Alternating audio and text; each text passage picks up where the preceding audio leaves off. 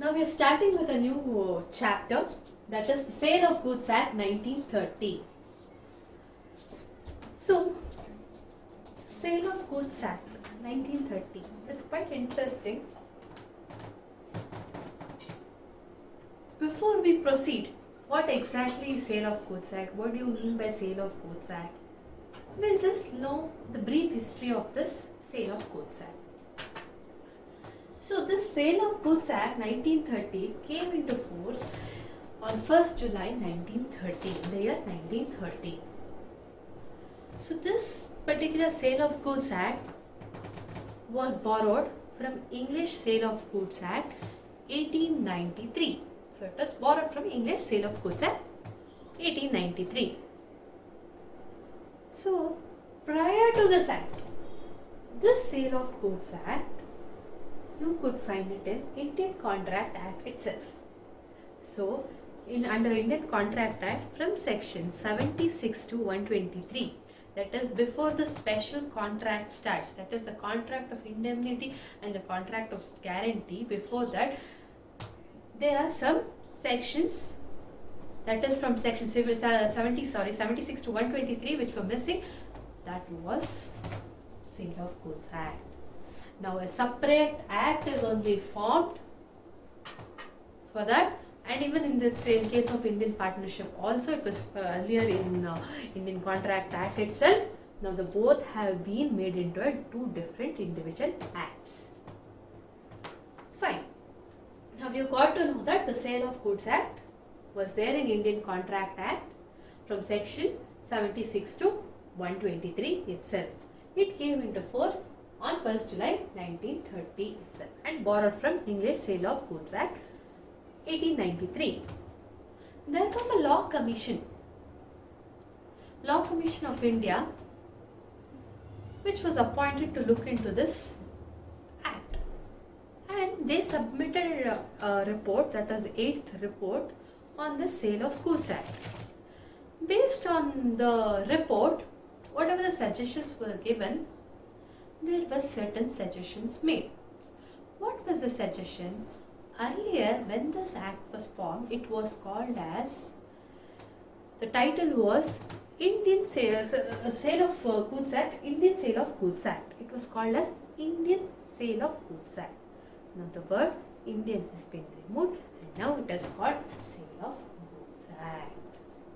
This amendment was actually passed in the year 1963, that is, the amendment was named as the Indian Sale of Goods Amendment Act 1963. It passed an order in the year 1963 on 22nd September. There are other amendments also which have been made to certain other sections in the Sale of Goods Act regarding some new changes, and also certain deletions were made. Well, when we are discussing, we'll be studying about it. Now, as of now, be clear that this particular act came into force on 1st July 1930. It was first called Indian Sale of Goods Act, then it became Sale of Goods Act. It was there from section 76 to 123 in Indian Contract Act. Clear? Okay. Now we'll proceed further. Why was this act formed? By the word itself we can make out Sale of Goods Act. That is, this act deals with sale of what? Goods. Why was this formed? These provisions were laid down for the contract of sale. It speaks, this particular act tells you about contract of sale. Clear? And also the general laws of contract are also applicable here also. So it has to be consistent with whatever the provisions given in the Sale of Goods Act. Both have to be consistent with each other. If it is found inconsistent with the express provisions of the Sale of Goods Act, then it is not applicable to only that part. Otherwise, if it is found consistent, then well, fine. So I hope you are clear with the brief introduction about Sale of Goods Act. Now let's move on. Now I told you this particular Sale of Goods Act gives you this special provisions regarding the contract of sale. Now the question may come to your mind that what is contract of sale? Well, again, when you want to do the definition of contract of sale, that's given under section 4 of Sale of Goods Act. What is it? It says that contract of sale means it is a contract where the seller transfers or agree to transfer to the buyer for price. So here it means that it is a contract wherein the seller, there is a person called seller who is transferring or else he is agreeing to transfer what? Goods. He is agreeing to transfer the goods. What are we speaking about? The subject matter here is goods. So he is agreeing to transfer the goods to whom? To a person buyer. Is he doing it for free? No, he is asking for a price. The seller will be getting certain price in consideration for him transferring certain goods to the buyer. So I hope you are clear with what is contract of sale definition. And this contract of sale, it may be absolute or even conditional. It can be an absolute sale or it can be a conditional sale. Well, if it's an absolute sale, it is called a sale, and if there are certain conditions, that is called agreement to sell. Well, we'll be studying about this also, and we'll also be knowing what is sale and our difference to agreement to sell also in further part of this chapter. Now, let's get back to this. From this, what did we get to know? We got to know the essentials. What are the essentials? Yeah, first one is there is contract of sale, but the contract is between whom? Seller and buyer. So from this you can ascertain that there are two parties to this contract. The first person is the buyer and the seller. Clear? Okay. Now other things. What other things can you infer from this definition?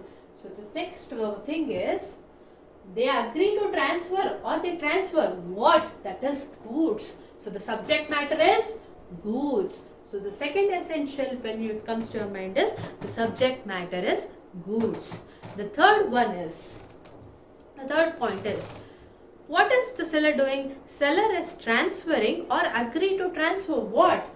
The property or the ownership in goods to the buyer. He is transferring, right? He is transferring the property. What is he transferring? It is the ownership. So that is your third essential. And the fourth essential, it is for consideration, which is known as price. So it is for a price, right? So these are the four important essentials of your contract of sale. First one being there should be two parties, that is buyer and seller. The second one is subject matter being goods, and there should be transfer of property or ownership in goods. And the fourth point is there is a consideration that is called as price. So these are the four essentials. Now we will be studying the essentials in detail. Okay, the first one what I spoke is there should be two parties, that is buyer and seller. Now the question may come, who is a buyer and who is a seller? So seller means a person who sells or agrees to sell. Always remember agrees to sell, because I told you it can be absolute. Sale can be absolute or conditional. So upon some conditions they are going to sell. So that is why it is always like this. That question always goes like this. The seller is a person who sells. He immediately sells or he may agree to sell. He is called a seller, and the buyer is a person who buys or agrees to buy the goods. Simple. So who is a seller? Now you are clear with who is a seller and who is a buyer. So whenever it comes, seller is a person who sells or agrees to sell, and buyer is a person who buys or agrees to buy the goods. So this is clear. So there must be two parties always, and the two parties are very much required, that is buyer and seller. But at times, see, if there is a partner and a firm, they can sell to each other. The partner can sell it to the firm, whatever goods he has, or whatever the goods are produced by a firm can sell it to a partner. That can also happen. And if a person's goods have been sold in execution of some decree, there is some execution of decree. Okay, since you have not paid, we'll be executing the goods and we'll try to recover the money from that in the court's order. In that case, that person, he can only purchase them. In case if it permits, he can purchase those goods. in certain cases, I'm just giving you an example about, I told you that there is a requirement of two parties. These are some certain examples. And also in cases by sale of auction, the act permits that the seller of the goods can reserve the right for himself. That is, he can make a bid in the auction and also purchase his own goods. In an auction, there are certain goods of a person.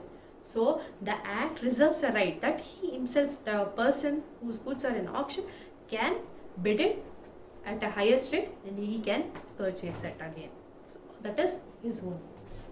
Clear? These are certain restrictions or exceptions, you can say, where the person is purchasing his own goods through different means. Now, if there is a contract and under statutory compulsion, there is some compulsion by the statute.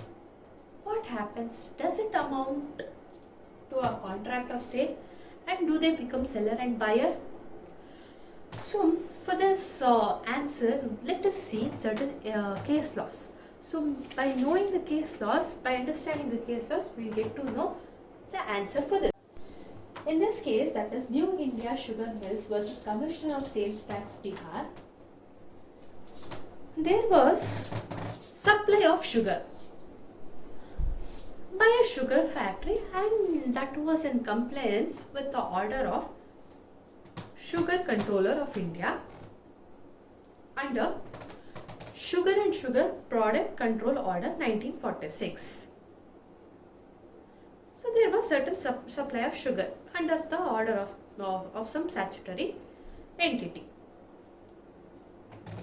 It was held that in this particular case, that this particular contract of sale is not a sale. It did not result in contract of sale of goods, and hence this particular transaction, that is supply of sugar under compliance of Sugar Controller of India, you cannot make it, cannot tax it under sales tax. So this is what the decision was given in New India Sugar Mills versus Commissioner of Sales Tax Bihar. But there was Justice Hidayatullah in this particular judgment. He said, he gave his dissenting opinion and stated that no, you cannot say that this is a contract of sale. There was an implied contract of sale, and in his view, the compelled sale, that is compelled under statutory compulsion, is never the sale. The majority went with the decision that this is not a contract of sale. But only Justice Hidayatullah said that no, you can't say that it is not a contract of sale. It is a contract of sale, and it is an implied contract of sale. Later on, after many years, there was one more case, that is Vishnu Agency versus Commercial Tax Officer. In this particular case, the Supreme Court overruled the decision. Whatever decision was given in this case, first case, it overruled it, and it expressed its agreement with the dissenting opinion which was given by Justice Hidayatullah in this case. What did he say? That is, it is an implied contract, right? So they agreed with this. In this case, what happened? The second case, that is Vishnu Agency versus Commercial Tax Officer, there was a transaction of supply of cement by a distributor to permit holder in the provisions of West Bengal Cement Control Act. So again there was a order by one of the statute, and also they said that this amounts to a sale, and thereby they have to pay, they are eligible for sales tax. So here in this case, the decision or whatever was given, the dissenting opinion whatever was given by Justice Hidayatullah was upheld in this particular case, and it said that it is a sale even though it was done under statutory compulsion. And again the second thing was, yes, it is liable for taxes also. Here in this first case, it is not a sale and cannot be subject to sales tax, but here yes. even though if it is made under statutory compulsion. Clear with this? We'll go further. Andhra Sugar Limited versus State of AP. Here, they spoke about free consent. Since it is a statutory compulsion, it does not happen like normal negotiations. How the sale negotiations happen when they are entering into a contract of sale. There is some negotiations happening between the buyer and seller, right? So the normal thing does not happen. So that means that there is no free consent as such. That question was arised in this particular case. The case facts goes like this. So there were cane growers. How do you get sugar? It is from cane, right? So the cane growers were offered to sell the sugar cane to a factory. There was a factory in particular certain zone, and the sugar canes growers had to sell it to them itself. And the factory was bound to accept the offer under AP Sugarcane Regulations of Supply and Purchase Act 1961. Again, there is one statute. Under that, they had to accept it. So there was a legal compulsion, right? There was a legal compulsion that they have to make a contract with the sugarcane growers and the factory. So they said that there was this there is no free consent, because under the statutory complaints we are accepting it. So there is no free consent was the question raised here. Here they said there is no matter of free consent at all. You cannot speak about free consent. So it is not the particular sale is not the sale. Whatever has happened between sugarcane growers and the factory, it does not come under the free consent on the ground of absence of free consent, and it comes under section 4 of Sale of Goods Act, and therefore it is sale and you can levy the tax. The state can impose a tax on it also. Clear with this? The next case is similar to the both thing, that is Coffee Board of Karnataka versus Commissioner of Commercial Tax. The same thing, the coffee growers had to give their coffee, the coffee growers had to give it to a coffee factory. So that is Coffee Board, and they were compulsorily made to give it to them. So again, it said that it amounted to a contract of sale and the tax can be levied. Clear with this? So under statutory compulsion, what happens? Why are we speaking about statutory compulsion? Means there is no negotiation between the buyer and seller. How the normal negotiation takes place. That is why what happens? Do you call it a contract of sale under statutory compulsion is the question, and the answers you can find it through this case laws.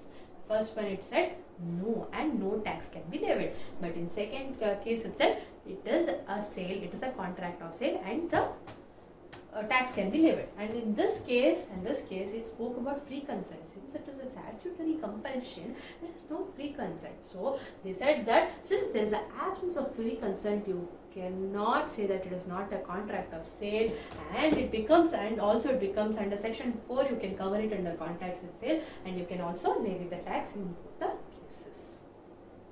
Clear? Then okay, now we have completed with the first essential, that is two parties. Also, there are certain points we can get to know. Important points under this is the act here, the Sale of Goods Act does not prescribe any formalities for creating the contract. They don't say any formalities. The contract can be oral, or it can be in writing, or partly in writing, or partly oral, or even it may be implied also. There is no formalities as such prescribed by the Sale of Goods Act. And also, parties are free to deliver the goods immediately or by installment or on some future dates. So as I said, if it is immediately, if the goods are delivered immediately, what is it called? It is called absolute sale. The seller is giving it the goods to the buyer. Suppose there is a there is a sale for the chalk. So I am giving the chalk, I being the seller, giving the chalk to the buyer, I take the money. So that is called absolute sale, immediate sale. The second one is, I said, installment or on some future date. There is some condition put forth by me, or on some installment date, or I give a check, or I give a bill of exchange, or some promissory note that yes, I owe him certain money and I am buying goods from him. from the buyer. So it is called as agreement to sell in future. So it is always called agreement to sell. Well, we'll be discussing again in the further classes. First, you got to know about sale, absolute sale, and also agreement to sell. So this is about the first essential, that is there is a requirement of two parties. The second one is subject matter. What is the subject matter of the contract of sale? It is goods, right? So the most important is goods. Okay, now goods. This particular goods is given under the definition, section 2 subsection 7. You find definition of goods under section 2 subsection 7 of Sale of Goods Act. What does it say? It says that Act defines that goods means every kind of movable property. It is every kind of movable property. Clear with this? Do remember, it is every kind of movable property and it excludes other than actionable claim and money. It excludes actionable claim and money. What does it include? It says that, and it includes stock, shares, things attached or forming part of land which are agreed to be severed before sale or under contract of sale. Is the definition what you find under section 2 subsection 7. So it basically says that all movable properties are goods. So in the Sale of Goods Act, one more important point to be noted here is Sale of Goods Act deals with what? Movable properties. Your Transfer of Property Act, what does it deals with? It deals with immobile properties, right?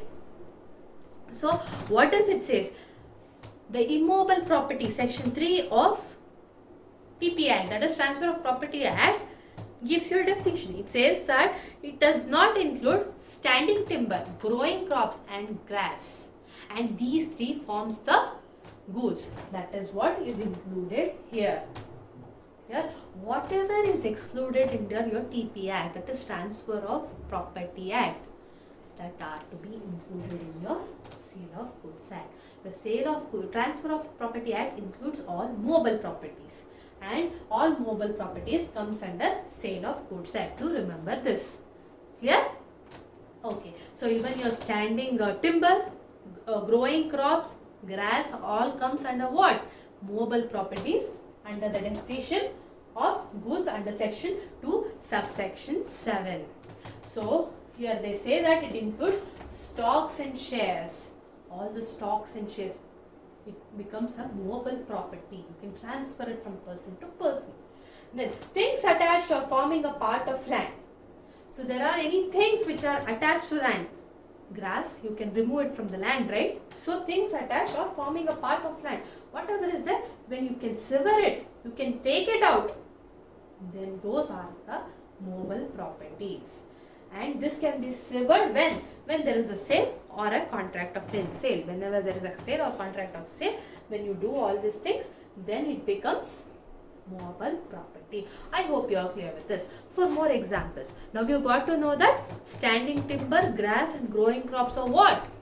Movable property, which comes under Sale of Goods Act. If there is any case or suit filed under, or any question arises regarding the standing timber, growing crops or grass, you should immediately remember Sale of Goods Act. For example, there are trees, or the doors and windows, it could be severed from the land and it can be sold as goods. What are those? It comes under again Sale of Goods Act. There are windows, right? There are doors. Now you are demolishing a building and you take that doors or windows as it is.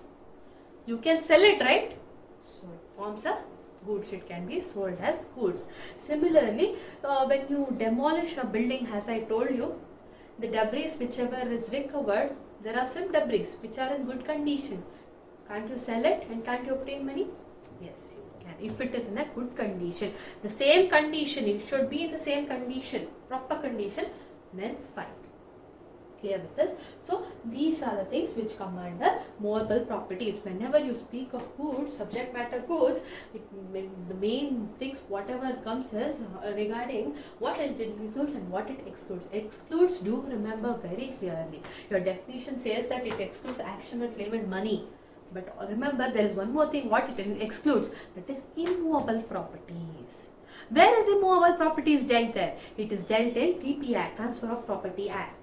Clear?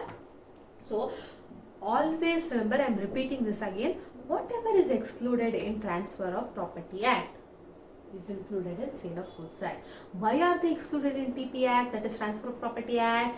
Because they are considered as movable property. Clear? And movable properties come under what? Sale of Goods Act. Special act is created for movable properties, so it comes here. Clear? Fine. Now, as this act was implemented, there were certain cases coming up regarding, because it just said that stock, shares, things attached forming a part of land which can be severed under the sale or a contract of sale is included in goods definition, whereas it excludes action, claims and money. But later on there were many things which need clarification whether it comes under goods or not. So what are those? Now let's see what are those. Water, electricity and gas. The question came before the court that whether this to be included. Before the question came before the court, the Law Commission, which I told you, the Law Commission of India had stated in its report itself that there should be an amendment made in section 2 subsection 7 that relates to definition of goods, that it has to include electrical energy, water and gas within its definition. And later on there was a case, that is Commissioner of Sale of Tax MP versus MP Electricity Board. In this particular case, a very interesting case also, it was held that electricity. What is electricity? Can you touch it? Can you feel it? You can touch a chalk, you can touch a book, you can touch a piece of wood. Whereas can you touch electricity? No, you can't. So though not tangible, it is still goods.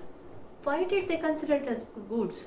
Because on the basis of the functions it performs. That is, it can be transmitted, it can be transferred, it can be delivered, right? And it also can be stored, possessed in the same way as other movable properties. Whatever you do to the other movable properties, it can be done in the same way.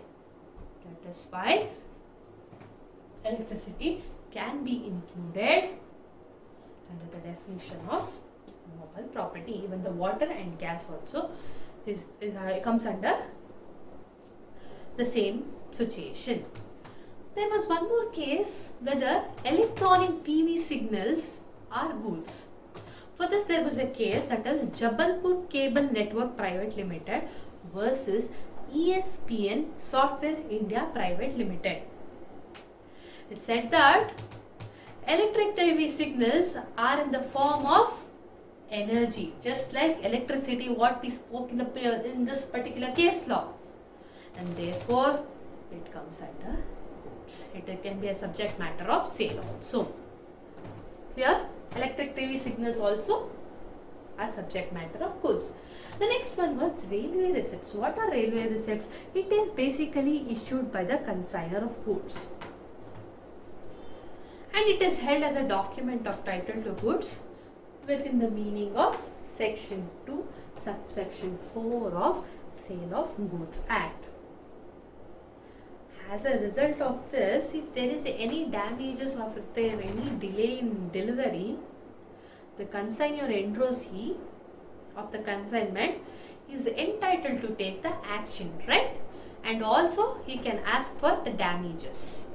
That is why it can come under the definition of goods. The next part is incomplete film. Under the state of Tamil Nadu versus Tirunelveli, they have given a clear view on this aspect, whether this particular incomplete film can be considered as goods.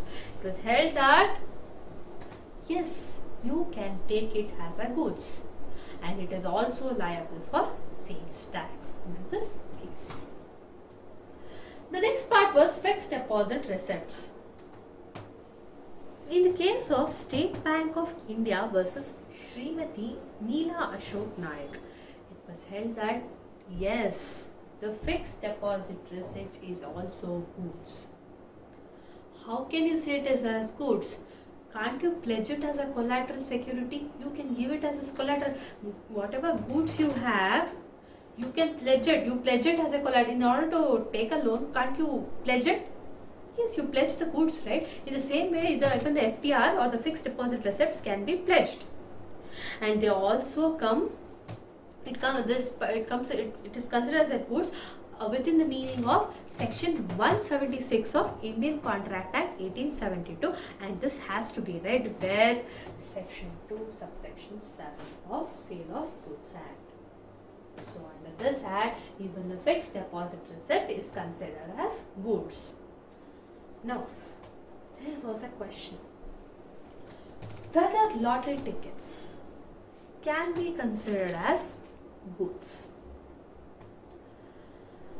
This was actually a bit complicated one. So you have a two case laws, which one said that yes, it is a lottery ticket, whereas the other said that no, lottery ticket is not. It does not come under goods. Well, I'll be discussing both the cases. The first case, H. Anraj versus Government of Tamil Nadu. It was held that lottery tickets can be goods, and it is not actionable claim. What is actionable claim is the question, right? Yes, I'll come to you later. What is actionable claim? It is basically an unsecured debt. It is certain debt which is not secured at all. For example, the arrears of your salary is also one of the actionable claim. Well, we'll come into detail what is actionable claim, but let us understand what it is. So, it said that it can come under the goods, and you can also impose a tax on the sale of lottery tickets, and it is also considered valid if you impose a tax on sale of lottery tickets. It also said that this sale of lottery tickets conferred two rights on the purchaser. What are those rights? It said that first one, right to participate in the draw. When he buys it, he has a right to participate in the draw, and also a right to claim prize. If at all he is having a lottery ticket, then only if he wins he can claim a prize, right? So it was observed in this case. First case, that is H. Anraj versus Government of Tamil Nadu. And therefore, yeah, you can subject it for sales tax also. But later on, in this case, Sunrise Associate versus Government of NCT of Delhi, this particular judgment was challenged. And in this second case, that is Sunrise Associates, it said that sale of lottery tickets is sale of actionable claim. He is paying for right to win. He wants to win. But what was said in this H. Anraj case was right to participate is the right in present, and right to win is something of future way. It is in future, right? He wins or loses, it is in future. That was a judgment that was stated in this particular case, first case. It was said that it was wrong, and it was said that both the things, what I said, right to participate and win, both are in future. So it comes under actionable claim. This was the judgment given in Sunrise, and this judgment was challenged, and this judgment gave you the clear picture of lottery tickets. Clear with this? We got to know what are all included under section 2 subsection 7 as goods. Now this has been excluded by the definition itself. It says that actionable claim and money does not come under the definition of goods under Sale of Goods Act. Why doesn't it come under the Sale of Goods Act? Because it is already mentioned in Transfer of Property Act. So this actionable claims are mentioned under section 3 of TP Act, that is Transfer of Property Act 1882. So that is why it is excluded from Sale of Goods Act. It says that the definition says that It is any unsecured debt. It is not secured debt. As I told you, it is unsecured debt. There is a debt, loan taken, and it is not secured. It is secured in the sense there is something. If at all, if the loan amount is not, if the person who has taken a loan is not able to pay the loan, the person who has given the loan has got some property with him which belongs to the person who has taken the loan. So that means he has got, in case if this person is not able to pay also, he can realize the amount through selling that property. So it is called secured debt. In this case, actionable claims are unsecured debt. Any beneficial interest in a property not in the possession of the claimant. It is not in the possession. The interest of the property is not in the possession, so it becomes an actionable claim. Well, I'll give you an example for this. So I purchased certain goods from Mr. X, and I give him a promissory note saying that I will be paying you the money for this much goods. What is that promissory note? It again becomes an actionable claims.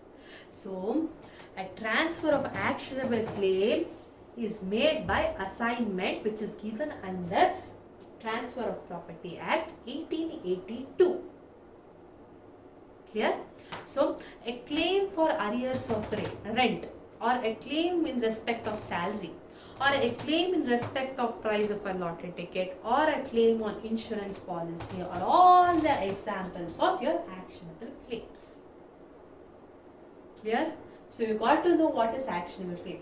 Here, any beneficial interest in the sense, I don't have the property with me, I have given it to you, but the money is due. Clear? Unsecured debt means it is not secured. The loan is not secured. That is actionable claim, and it is given under what? TP Act, that is Transfer of Property Act, and hence excluded under Sale of Goods Act. Now the another thing which is excluded in Sale of Goods Act is money. Why is it excluded? See, money is recognized as a currency in circulation, right? It is not a subject matter. You don't consider it as a subject matter, goods, of Sale of Goods Act, but rather it forms a consideration. How? Price. How do you give price? That is called money, right?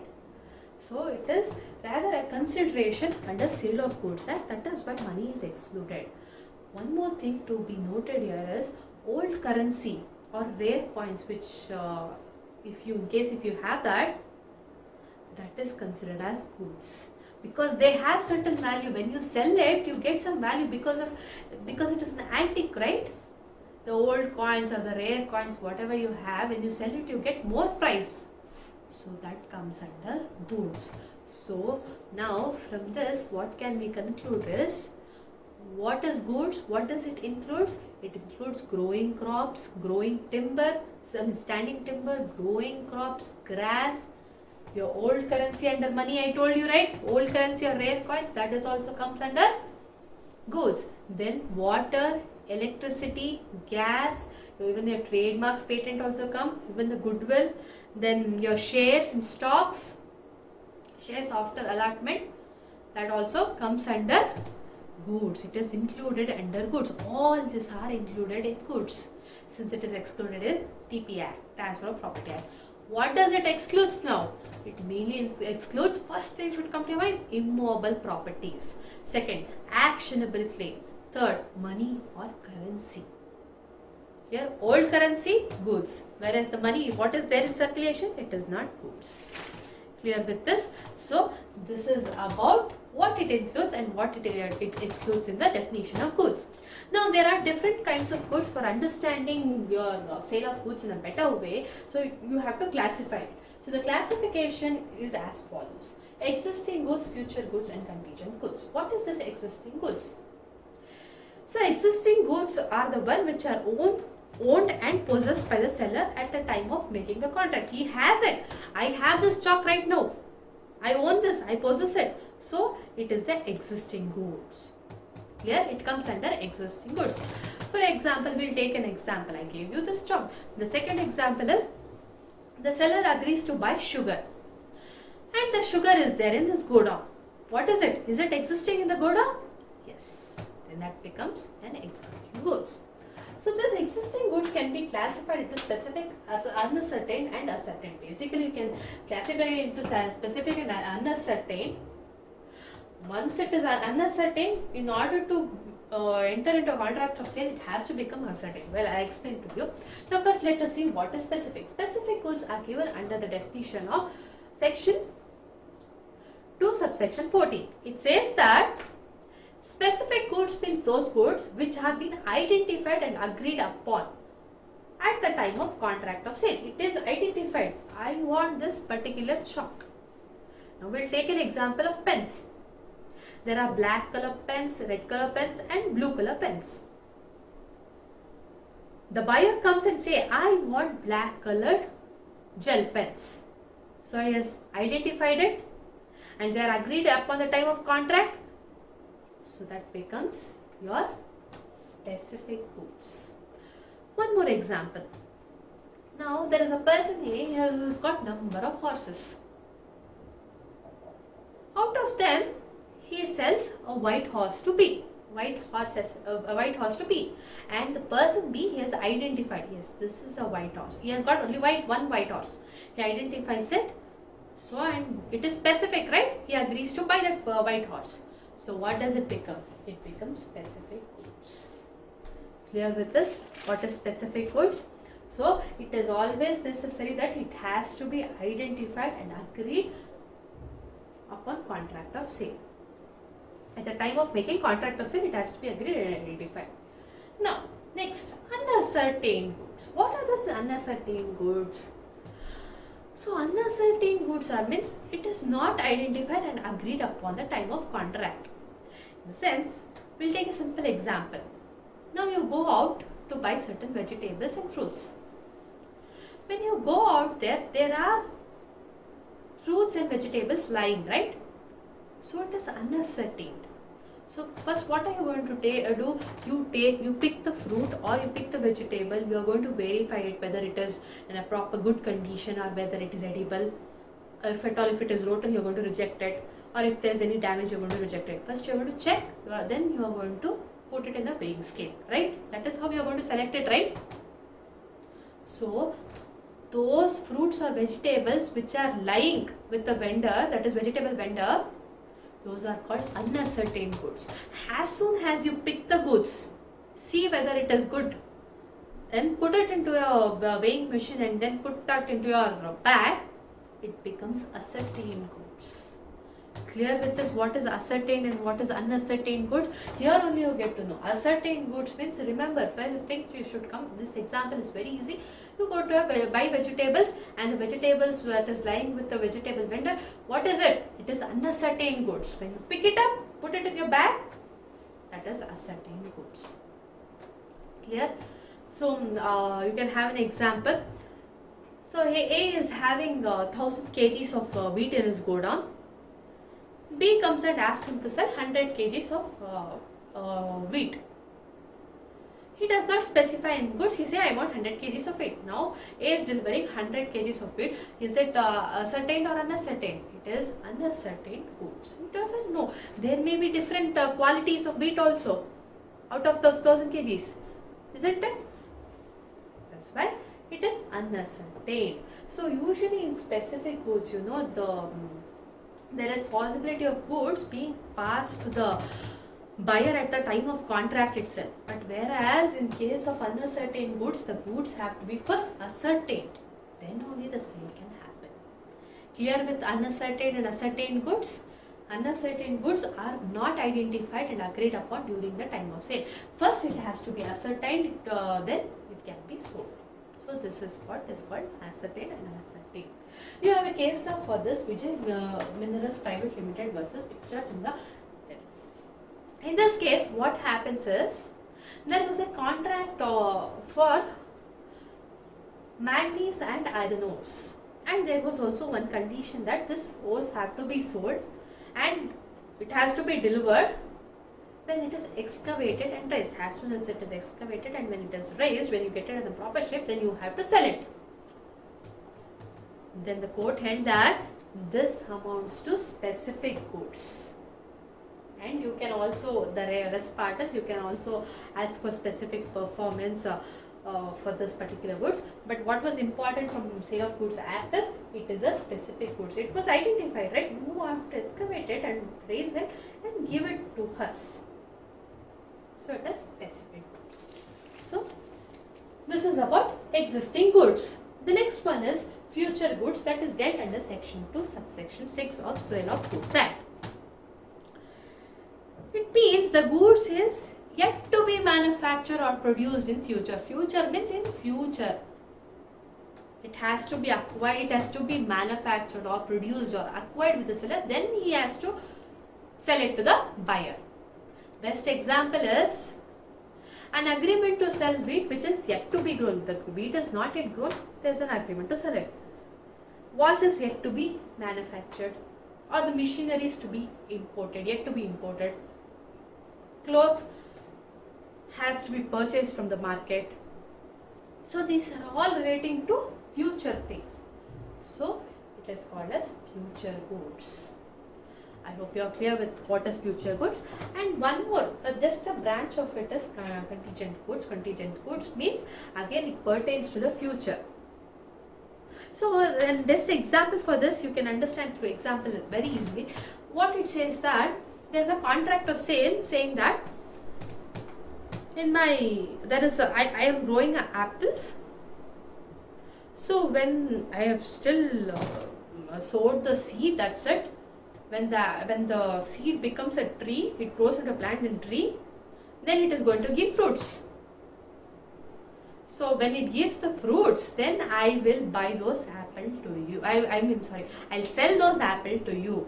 What is it? It is somewhere in future. It may or may not happen. The trees may get destroyed. So it is a future transaction, right? Future goods. So it is one of the branch. It is called as contingent goods. It may happen or this.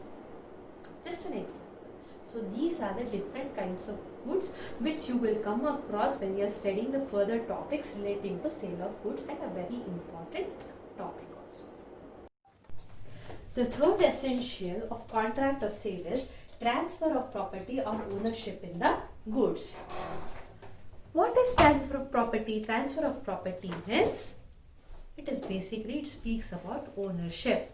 That is, whenever there is a contract of sale, there is a transfer of property between the seller to the buyer, right? So what is the transfer? It is basically ownership. To remember, here the property means the general property. That is, the ownership has to be transferred, not the special property. What is special property, ma'am? Special property means, I'll give you an example for this and I'll make you understand. Suppose the right of possession. You transfer the right of possession. Where do you transfer the right of possession? Under pledge, right? Or hire. You give the possession of the goods, right? Those are called special property. General property means just the ownership. So whenever you speak under sale of goods, transfer of property or ownership in the goods, it means transfer of ownership. So the very essence of this transfer of property, that is ownership, it is the very essence of your Sale of Goods Act. Only if the transfer happens, then only you can call it as contract of sale under Sale of Goods. Your section 4 subsection 3 says that if the property is transferred at the time of making contract, it is called sale. And if there are any future, if it is in future time or it is subject to certain conditions, those are called as agreement to sell. Clear with the transfer of property or ownership in the goods? The next one is price.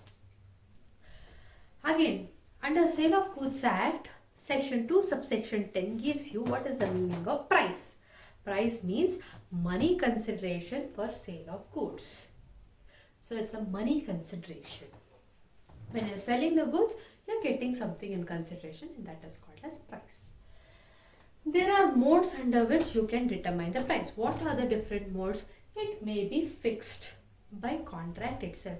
It is the most usual way when you are entering into a contract. The parties, when they are entering, they mention the price and they pay the price for it and receive the goods. So, it is a usual way, right? The next one is by agreement. If it is fixed in accordance with an agreement, they have agreed in certain manner and they are fixing the price. That is also one of the mode of determination of price. Course of dealing of business. What is this? For example, if a buyer has been previously dealing with a particular seller for certain goods, and the price how he is determining is the price which is prevailing on the day of supply of goods. Whatever the price is there on for that particular goods on the day of supplying it, what is it? It is how they fix their price. So that also could be a mode of determining the price. So these are the different modes where you can determine the price, and it is a consideration under your Sale of Goods Act. Clear with this? So these are the 4 essentials of contract of sale under Sale of Goods Act. So when we were discussing the definition of contract of sale, I said the contract of sale can be absolute or conditional. What is it absolute sale? What is absolute sale? When there is a delivery of goods and immediately the consideration is also paid, that is an absolute sale. Immediately there is a transfer. But whereas if there is any condition or in future date, if the sale is going to happen, that is called as absolute sale. Both are given under section 4 subsection 3. So sale means under a contract of sale, the property in goods is transferred from the seller to the buyer, and this is called contract of sale.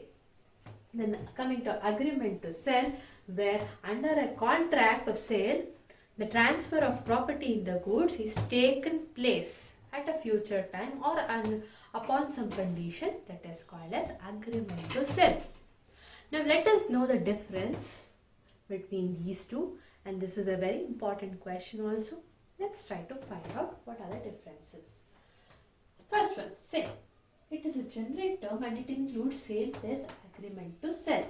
In the sense, it is a very broad definition. The sale even includes sale plus agreement to sell.